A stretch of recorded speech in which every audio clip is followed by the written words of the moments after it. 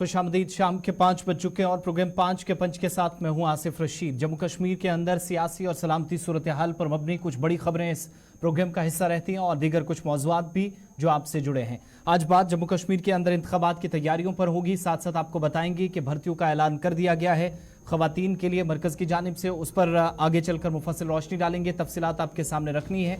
साथ साथ पुलिस सरबराह का बयान और इसके अलावा आज के प्रोग्राम में गजा की सूरत हाल पर भी बात करेंगे और आपको बताएंगे कि इस वक्त लद्दाख के तलबा दिल्ली के अंदर सरापा एहतजाज है। मामलात क्या है उस पर गुफ्तगू शनीद करेंगे, लेकिन सबसे पहले 5 वो बड़ी खबरें जो सुबह से सबसे ज्यादा सुर्खियों में है, मुख्तलिफ सोशल मीडिया प्लेटफॉर्म्स पर आप देखते हैं और सुनते हैं या जिन पर आप रिएक्शन भी देते हैं। पोलिंग पैनल कल जम्मू कश्मीर पहुंच रहा है। इलेक्शन कमीशन का जम्मू कश्मीर का दौरा उत्तर प्रदेश के साथ होने जा रहा है और chief election commissioner Rajiv Kumar की क़यादत में यफद आला हुकाम और मुख्तलिफ स्टेक होल्डर से जम्मू कश्मीर के अंदर मुलाकातें करने वाला है। तफसीलात के मुताबिक पुलिस और सिविल इंतजामिया के साथ गुफ्तगू शनीद होगा, तैयारियों पर तबादला ख्याल किया जाएगा। मरकज़ कमीशन ने यह भी कहा है कि वो मरकज़ के ज़ेर इंतज़ाम इलाके में एक साथ असेंबली और लोकसभा इंतखाबात के इम्कान का भी जायजा ले और क्या ये चीज़ें मुमकिन हैं, तो कैसे प्लान कैसे तरतीब दिया जाता है, स्केड्यूल के मुताबिक चीज़ें होंगी। इंतखाबात के शेड्यूल का ऐलान आइंदा जुमेरात या जुमे को हो सकता है और 2019 में आम इंतखाबात जो 7 मराहिल में हुए थे, यहाँ पर भी इसी तरीके से लगभग शेड्यूल बनने की उम्मीद की जा रही है। यहाँ पर यह भी बताते चलें कि दिसंबर में सुप्रीम कोर्ट ने दफ़ा 370 की मनसूखी से मुतल्लिक मुकदमात का जब फैसला सुनाया था तो कमीशन को जम्मू कश्मीर में 30 सितंबर 2024 तक असेंबली इंतखाबात कराने का हुक्म दिया था। तो अब जाकर एक साथ लोकसभा और इंतखाबात जो असेंबली के हैं उन पर क्या वो कराए जा सकते हैं या नहीं, मुफस्सिल रोशनी डाली जाएगी। तबादला ख्याल होगा सियासी जमातों के साथ या फिर मुशावरत जब होगी तो स्टेक होल्डर्स का जो फीडबैक है उसको सामने रखते हुए फैसला लिया जाएगा। दूसरी खबर मौसम के हवाले से, महकमा मौसमियात के मुताबिक आज शाम से जम्मू कश्मीर के अंदर मौसम बदलेगा और सुबह सुबह से कुछ एक हिस्सों में जम्मू, दिल्ली, नॉर्दर्न बेल्ट के अंदर या कश्मीर वादी के मुख्तलिफ हिस्सों में आज ठंड का भी एहसास हो रहा है। अगले 24 घंटों के दौरान बर्फ और बारिशों की पेशगोई कर दी गई है। कश्मीर वादी में जहां पर शबाना दर्जा हरारत में नुमाया बेहतरी हुई है, महकमा मौसमियात की पेशगोई के मुताबिक 12 मार्च को मतलब मजमूई तौर पर अबरालूद रह सकता है और इसके बाद 13 मार्च को बेशतर मकामात पर हल्की से दरमियाना दर्जे की बर्फबारी और बारिशों का इम्कान है। इस दौरान गरज चमक के साथ तेज हवाएं भी चल सकती है और 14 से 18 मार्च तक मौसम एक बार फिर से खराब होगा। ये कुल मिलाकर अगले 4 से 5 दिन के लिए आप एक तरह से एडवाइजरी या फिर वार्निंग भी समझ लीजिएगा। दूसरी तरफ जम्मू श्रीनगर कौमी शाहराह पर आप सफर करें, जुज़वी तौर कल ही बहाल कर दिया गया था। मौसम साफ रहे तो सब कुछ ठीक रहेगा। तीसरी खबर वादी कश्मीर के उन बच्चों की या जम्मू के अंदर जो आज एक तवील मुद्दत बाद स्कूलों में वापस आए और 818 इम्तहानी मराकज़ पर इम्तहानात दिए। पहला पेपर था 10th क्लास का, आज बोर्ड एग्जाम था। 1,37,000 से ज़्यादा तलबा ने इम्तहानात दिए और 12वीं जमात के तलबा का जो इम्तहान है वो 8 अप्रैल को होगा। 11 मई को इख्ताम पजीर होने और सरकारी आदादोशुमार के मुताबिक तकरीबन 1,37,418 तलबा जम्मू में, जिनमें 77,916 बनते थे। कश्मीर प्रोविंस में 59,502 बनते थे जिन्होंने इम्तहानात के लिए रजिस्ट्रेशन करवाई थी। इसमें हाजिरी कितनी रही ये बात सामने आएगी, लेकिन मुख्तलिफ हिस्सों के अंदर चाहे वो सरकारी हो, निजी स्कूलों के अंदर तमाम तर तैयारियां की जा रही थी। तो रमज़ान से ठीक एक दिन पहले तमाम तैयारियां मुकम्मल की जा रही हैं और आज इम्तहानात भी कराए गए। जम्मू सूबे के मुख्तलिफ इलाकों में जिनमें सॉफ्ट जोन है 51,892 तलबा, 26,221 लड़के और 25,271 लड़कियां सरकारी स्कूलों के, जबकि 15 से 25 के दरमियान का जो इस वक्त जो आदादोशुमार हैं वो निजी स्कूलों के अंदर पढ़ने वाले बच्चे या तालीम हासिल करने वालों के लिए एग्ज़ाम्स आज हुए हैं। तो ये सारी सूरत हाल है। अब दूसरे एग्जाम के लिए तैयारियां चल रही हैं। आज पहला पेपर बहुत अच्छे के साथ, खुश उसलूबी के साथ अंजाम दिया गया। चौथी खबर टॉप 5 में, सुप्रीम कोर्ट ऑफ इंडिया जो इस वक्त काफ़ी ट्रेंड कर रहा है, वजह के इलेक्टोरल बॉन्ड की तफसीलात देने से मुतल्लिक सुप्रीम कोर्ट में आज समाअत हुई और इलेक्टोरल बॉन्ड पर समाअत के दौरान स्टेट बैंक ऑफ इंडिया को सुप्रीम कोर्ट से फटकार लगी, झटका लगा है। आज हुई समाअत के दौरान अदालत उज़्मा ने SBI को कल यानी 12 बजे तक जो मुकम्मल तफसीलात हैं वो फराहम करने का हुक्म दे दिया है। स्टेट बैंक ऑफ इंडिया की दरख्वास्त पर समाअत करते हुए अदालत ने यह भी पूछा आखिर इसे इलेक्टोरल बॉन्ड के आदादोशुमार यकजा करने और इसकी तफसीलात देने में क्या दुश्वारी पेश आ रही है। अदालत ने आज ये भी हुक्म स्टेट बैंक ऑफ इंडिया को दिया कि वो फौरी तौर पर इलेक्टोरल बॉन्ड की तफसीलात इलेक्शन कमीशन को फराहम करे।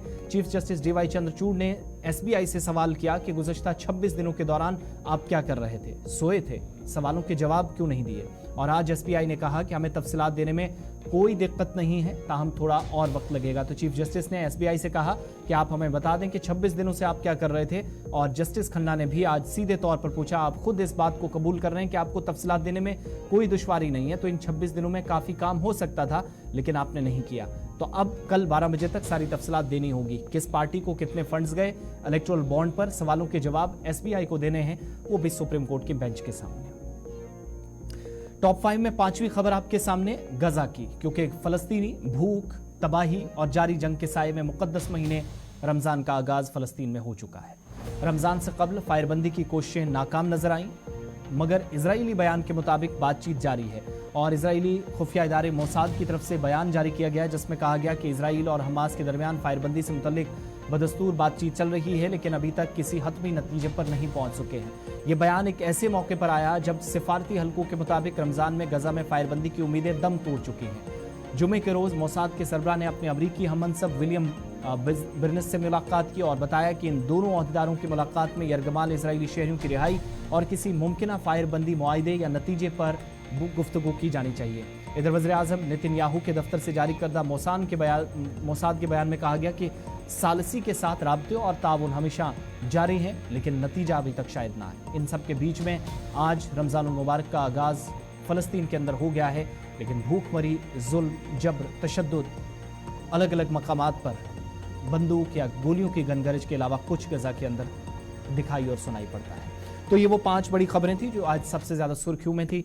टॉप 5 में आपके सामने हमने रखी। यहाँ से आगे बढ़ेंगे, एक एक करके वो खबरें आपके सामने रखनी है जिन पर मुफस्सिल रोशनी भी हम डालेंगे। सबसे पहले बात मरकज़ के ज़ेरे इंतज़ाम लद्दाख की, क्योंकि दारुल हुकूमत दिल्ली में आज काफ़ी ज़्यादा सरगर्मियाँ रहीं और दिल्ली के अंदर लद्दाख की तलबा ने एहतिजाजी मुजाहिरा किया। जंतर मंतर पर एहतिजाजी धरना दिया गया, छठे शेड्यूल का मुतालबा दोहराया गया। रोजगार, रियासती दर्जे और दीगर मामलात जिनमें आईनी तहफ़्फ़ुज़ की बात भी आज मरकजी सरकार के नोटिस में ली गई। दिल्ली में लद्दाखी तलबा ने रियासत का दर्जा, छठा शेड्यूल का मुतालबा और बाकी सारी मांगे जो हैं भूख हड़ताल 1 दिन की गई। और ये तब की गई जब मारूफ जो शख्सियत हैं या माहिर तालीम हैं, दानिश्वर हैं, सोनम वांगचुक, वो 5 दिनों से भूख हड़ताल पर बैठे हैं। तो उनकी जो हड़ताल है उसका एक तरह से एक सपोर्ट ये दिल्ली से की गई। और आज जब ये एहतिजाज किया जा रहा था, लद्दाख के बच्चे अपनी बात रख रहे थे, तो छठे शेड्यूल का मुतालबा दोहराया जा रहा था। उस वक्त दिल्ली के वज़ीर आला अरविंद केजरीवाल सामने आए। उन्होंने एक ट्वीट किया एक्स पर, उन्होंने लिखा कि इंजीनियर और इख्तराई ताल्लुक इस्लाह पसंद सोनम वांगचुक की हिमायत वो हमेशा से करते थे और अब करते रहे। कहा, हम आपके साथ हैं। 21 दिन की एहतिजाजी भूख हड़ताल पर सोनम वांगचुक हैं। मुतालबात पर जोर दिया जा रहा है जिनमें रियासत का दर्जा, आईनी तहफ़्फ़ुज़, छठे शेड्यूल का नफाज, ये तमाम मामलात शामिल हैं। खित्ते में आईनी तहफ़्फ़ुज़ पर सबसे ज़्यादा जोर इस वक्त लद्दाख के अंदर दिया जा रहा है। 5 मार्च से मुसलसल ये हड़ताल की जा रही है और जंतर मंतर की तस्वीरें आपके सामने हैं। लद्दाखी तलबा सामने आए, सोनम वांगचुक का उन्होंने एक तरह से इस्तकबाल भी किया, ऑनलाइन वीडियो कॉन्फ्रेंसिंग के जरिए उनसे गुफ्तगू हुई और उसके बाद उनकी मुकम्मल हिमायत का ऐलान भी कर दिया। अपना आप कह सकते हैं कि 1 हफ्ता मुकम्मल होने जा रहा है कि जब भूख हड़ताल पर इस वक्त लद्दाख के मामलात को लेकर जो इस वक्त सोनम वांगचुक हैं वो बैठे हैं। सबसे खास बात यह है कि मरकजी हुकूमत ने बातचीत के दरवाजे खोले, मुज़ाकराती अमल आगे बढ़े, इसके लिए कोशिश की गई, मगर हुआ ये कि इस बातचीत के मस्बत नताइज अभी तक सामने नहीं आए। जब आखिरी मीटिंग हुई वो ज़ैली कमेटी की हुई, 9 मेंबरान ने अपनी बात रखी और उन 9 मेंबरान की मीटिंग का कोई मुस्बत नतीजा सामने नहीं आया। नतीजा ना निकलने की सूरत में एहतिजाज की कॉल या धमकियां दी जा रही थी और वही हुआ। Leh apex body, Kargil democratic alliance, KDA और जो LAB है, लैब जिसको कहा जाता है, इसमें मकामी मुसलमान रहनुमा हैं, कुछ ऐसे लीडरान हैं जो बुद्धिस्ट तंजीमों की नुमाइंदगी करते हैं, कांग्रेस के हैं, भारतीय जनता पार्टी अगरचे डायरेक्टली इसमें नहीं है लेकिन कुछ मामलात जो जिन पर इत्तफाक करते हुए लीडरान नजर आते हैं मगर खुलकर बात नहीं करते। इन सारे मामलात पर जब बात दिल्ली के अंदर नहीं बनी, मुज़ाकरात फेल होते नजर आए, तो उसके बाद से ही सोनम वांगचुक भूख हड़ताल पर बैठे हैं, वो भी माइनस टेम्परेचर में, रोजाना एक वीडियो जारी करते हैं। तो दूसरी तरफ दिल्ली से आज उनको हिमायत मिली, न सिर्फ लद्दाख के तलबा की जानिब से बल्कि जंतर मंतर पर जब एहतिजाज किया जा रहा था तो अरविंद केजरीवाल सामने आया, उन्होंने भी कहा हम आपके साथ हैं। तलबा की बात जरा आपको सुनाते हैं, जंतर मंतर पर एहतिजाज कर रहे थे।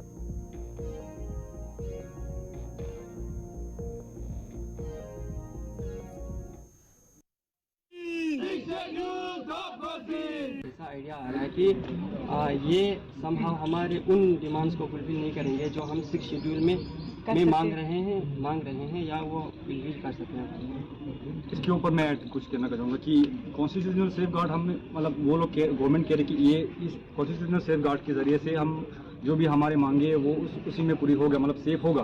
पर मुझे लगता है सर कि वो पता नहीं है कि सिर्फ जो कॉन्स्टिट्यूशन में हमें दिख रहा है कि 6 शेड्यूल से जो हमारे पूरी हो रहा है, जैसे कि मैं पहले भी कह चुका हूँ कि एक डॉक्टर जैसे कि मैं बीमार हूँ तो ये दवाई खा के आप ठीक होऊंगा, तो मैं वही दवाई के लिए जाऊँगा ना सर कि ये दवाई खा के ठीक होऊंगा। तो हम भी वही देख रहे हैं कि कॉन्स्टिट्यूशन में जो है 6 शेड्यूल से हमारे प्रिजर्वेशन ऑफ फ्लोरा फौना, मतलब लैंड रिसोर्सेज जो भी मतलब हमारे क्या कहते हैं हमारे स्टूडेंट्स के मतलब अनएम्प्लॉयमेंट जॉब्स वगैरह ओवरऑल इनसे मतलब 6 शेड्यूल से पूरा हो रहा है, तो हम दूसरा क्यों देखें?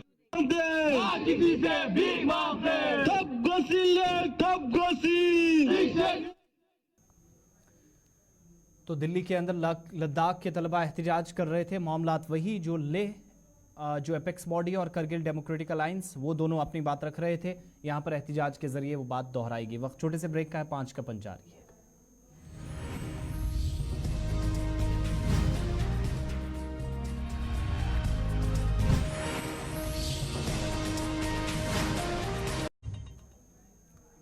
ब्रेक के बाद इस्तकबाल आप सभी का 5 का पंच आप देख रहे हैं। अब बात जरा करते हैं इलेक्शन कमीशन ऑफ इंडिया के जम्मू कश्मीर दौरे की। कुछ ही घंटों के बाद जम्मू कश्मीर के अंदर इलेक्शन कमीशन का वफद होगा। एक जानिब जहां लोकसभा इंतखाबात की तैयारियों में इस वक्त इलेक्शन अथॉरिटी ऑफ इंडिया मसरूफ है, इसका तैयारियों का जायजा लिया जाएगा यूनियन टेरिटरी के अंदर। और साथ साथ असेंबली इंतखाबात क्या लोकसभा इंतखाबात के साथ कराए जा सकते हैं या नहीं, इस पर भी मुतलकीन से मुशावरत की जाएगी। कई स्टेक होल्डर्स जिनके साथ मुफस्सिल गुफ्तगू की जाएगी। चीफ इलेक्शन कमिश्नर की सरबराही में ये वफद जम्मू कश्मीर पहुंच रहा है और कल तकरीबन 10:30 बजे के आसपास जम्मू के अंदर ये इलेक्शन कमीशन का वफद पहुंचेगा। और मुबस्सरीन इंतखाबात की को इस एतबार से भी देखते हैं क्योंकि असेंबली इंतखाबात की तैयारियों का इशारा मरकज़ की जानिब से दिया गया या इलेक्शन कमीशन ऑफ इंडिया और साथ ही साथ जो जिम्मेदारान वजारत दाखिला के अंदर हैं उनके दरमियान जो बातचीत, जो मुफाहमत पिछले दिनों हुई है कि क्या जम्मू कश्मीर के अंदर ये दोनों इंतखाबात एक साथ कराना मुमकिन है या नहीं, इस सवाल का जवाब तलाशने की कोशिश हुई है। तो अब जाकर बाज़ाब्ता तौर पर क्या इंतखाबात एक साथ या फिर इनकी निगरानी, सारी चीज़ें पॉसिबल हैं या नहीं, इस पर तफसीली गुफ्तगू की जाएगी। और आपको ये भी बताते चलें कि ये वफद उस वक्त आ रहा है जब दफ़ा 370 की मनसूखी से मुतल्लिक सुप्रीम कोर्ट ने फैसला सुनाया था दिसंबर 11 को और हुकूमत के 5 अगस्त 2019 के फैसले को सही ठहराया था। तो उसके बाद 31 सितंबर 2024 की डेडलाइन फिक्स कर दी गई थी कि इससे पहले असेंबली इंतखाबात कराए जाएं। तो सिक्योरिटी के मामलात, जो अखराजात हैं, वो सारी चीज़ें हुकूमत दो बार ना हो, ये भी अपनी जगह मशावरत इस वक्त कर ही रही है। और 30 सितंबर 2024 से पहले इंतखाबात कराए जा सकते हैं, वो तो है, लेकिन क्या इंतखाबात एक साथ होंगे या नहीं, इस पर सबकी नजरें रहेंगी। उत्तर प्रदेश, बिहार, मगरबी बंगाल, आसाम और दीगर रियासतों का दौरा पहले से ही पोलिंग पैनल कर चुका है और यहाँ पर तैयारियों का जायजा लिया जाना है। इसमें स्टेक होल्डर्स, जिसमें मुख्तलिफ सियासी जमातें हैं, मुख्तलिफ तंजीमें हैं जिनके जिम्मेदारान मुलाकात करेंगे, कई पॉलिटिकल लीडर्स हैं जो मुलाकात करेंगे और इसके अलावा डिप्टी जो कमिश्नर्स हैं, SSPs हैं, जिन पर सिक्योरिटी और सिविल एडमिनिस्ट्रेशन में जो इंतजाम करने हैं उसका भी जायजा लिया जाना है। और सबसे इंपॉर्टेंट बात यह है कि डिप्टी कमिश्नर्स जिनको डिप्टी इलेक्टोरल ऑफिसर्स यानी DEOs के तौर पर जिम्मेदारी आइंदा दिनों में दी जाएगी, तो वो कैसे इस वक्त तैयार हैं। इलेक्ट्रॉनिक वोटिंग मशीन, VVPATs, उनकी तरबियत, अमले को मुतहरिक रखना और कैसे मौसमी चैलेंजेस चूँकि कई तरह के रहते हैं जम्मू कश्मीर में, उन सब के बीच में आसान नक्लो हरकत हो सके, सारी चीज़ें खुशउस्लूबी के साथ चलें, इसकी जानिब एक तवज्जो देने की कोशिश की जा रही है। दूसरी बात यह है कि इस वक्त जब ये कमीशन आ रहा है तो जम्मू के अंदर पहले से इलेक्शन अथॉरिटी ने तमाम तैयारियां मुकम्मल की हैं सूबाई सतह पर कश्मीर और जम्मू के अंदर, इसलिए ये दौरा काफ़ी अहमियत का हामिल है। दोनों सूबों के अंदर जो भी तैयारियां हैं उनका जायजा लेने के बाद ये रिपोर्ट तैयार कमीशन की जानिब से की जाएगी।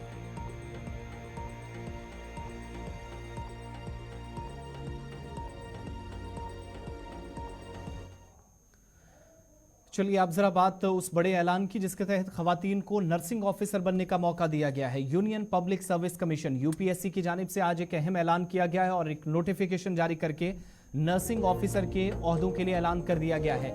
1930 ये खाली असामियां जो दस्तयाब हैं यूनियन पब्लिक सर्विस कमीशन की जानिब से खवातीन को मौका फराहम करते हुए 1930 खाली असामियों को उस वक्त पुर करने की तैयारी शुरू कर दी है। अनाउंसमेंट्स कर दी गई हैं जब 7 मार्च से पहले जो ऑलरेडी नर्सिंग ऑफिसर्स थी उनकी रिटायरमेंट हुई तो उनकी सबदोशी के साथ साथ अगला प्लान भी तरतीब दिया गया था और खवातीन 7 से 27 मार्च तक यानी 7 मार्च को जब पहली खवातीन जो ऑफिसर्स के तौर पर काम कर रही थी उनको जैसे ही